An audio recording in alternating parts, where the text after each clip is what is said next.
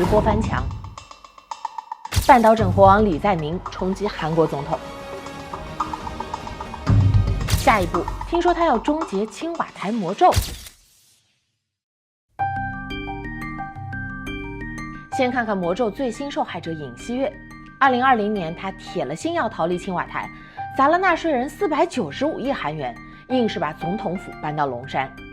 事实证明，龙山的风水还没青瓦台好。弹劾下台，锒铛入狱，就发生在2个月前。你说说这钱花的冤不冤？再往前看，流亡、监禁、刺杀、自杀，韩国总统的各种结局比3分钟一个反转的短剧还狗血。李在明当然不想步后尘，他甚至放话要迁都，从首尔搬到世宗。青瓦台魔咒的根扎在1987年，那年军政府头子全斗焕顶不住压力搞改革，同意1人1票选总统，听着挺民主吧？但这老狐狸精得很，他偷偷埋下一个巨雷，赦免了死对头金大中，赌的就是金泳三和金大中这2个进步势力大佬肯定会内斗。而且他还加了一道保险，不许设置副总统，避免双金拧成一股绳儿。这招政治阳谋玩得堪称精妙，双金果然被成功离间，民主化阵营没能形成合力，鹬蚌相争，被全斗焕钦点的卢泰愚坐进了青瓦台。金大中后来的后悔啊，说当初就该让给金泳三。更绝的是啥呢？双金和卢泰愚都没把握自己能上台，怕对方当上总统连任2届，自己彻底没戏。一合计，得了，总统就干5年，不准连任。世界果然是个巨大的草台班子，这套87年体制就是这么传来传去的半成品。5年单任制就这么成了韩国政坛的死结。你想想啊，头2年新官上任，恨不得烧30把火，猛猛冲；中间2年得转头准备下届大选了，开始各种算计；最后1年零人在意，啥事儿都不干，直接躺平进入植物人模式。这种节奏，神仙来了也搞不了长远规划呀。更可怕的是，下届要是对手上台，嘿嘿，弹劾武器即刻启动。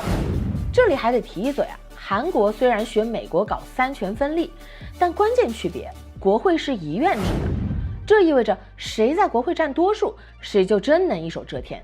弹劾对手那还不容易。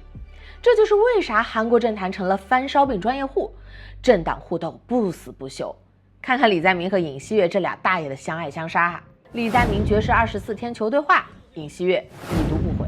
李在明带领共同民主党利用国会多数弹劾尹锡悦整整22次，还司法追杀他老婆金建熙。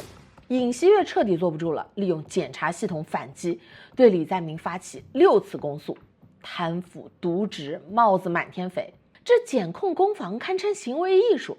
不知道你们有没有听过这个新闻啊？说李在明夫人金惠晶被罚款，帽子扣得很大，说她在2022年韩国大选期间用京畿道政府的公费宴请多名议员，涉及挪用公款，妨碍选举公正。那么这顿豪华宴请花了多少钱呢？法庭记录显示，巨款10万韩元思密达，约合人民币520块。以首尔的物价，差一点点就能买上4人份炸鸡了。更荒诞的是，这2个斗得你死我活的大党，一个成立5年，一个还不到10年，寿命还不如韩国爱豆组合。这政治生态你就品吧。那么灵魂问题，李在明能破这个死局吗？也许可以，他手里有张王牌，修宪。在韩国，修改宪法门槛巨高，至少要满足2个条件：国会2/3多数加全民公投赞成过半。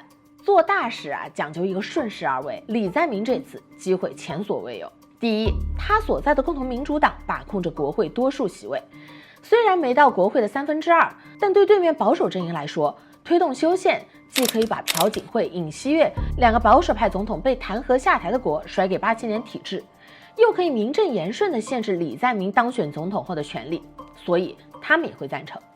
第二，过去这几个月近在眼前的2党恶斗，再一次让韩国老百姓真切意识到制度存在的漏洞，修宪意愿大涨，民意到位了。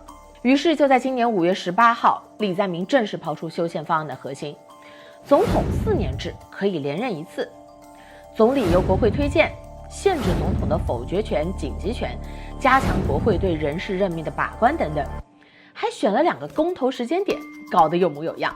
但修宪的前景依然难说。当年朴槿惠闺蜜干政案闹得那么大，超70%的韩国民众表态支持修宪，最后不也是雷声大雨点小吗？再说了，即使本次修宪成功，也不适用于李在明这个任期。换句话说得从他下一届开始，总统才能连任。那么李在明能图啥呢？我看来看去，修宪好像对目前的李在明没啥明显好处啊。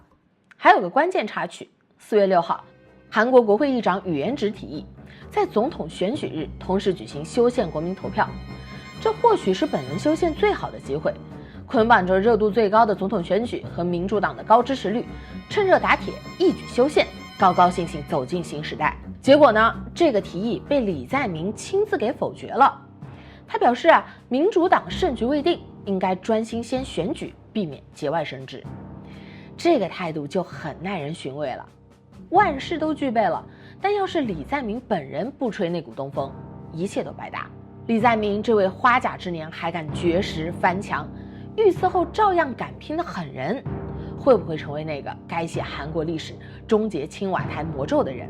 毕竟韩国总统这位子总不能一直靠玄学和改名来改运吧？你们觉得呢？欢迎在评论区聊聊。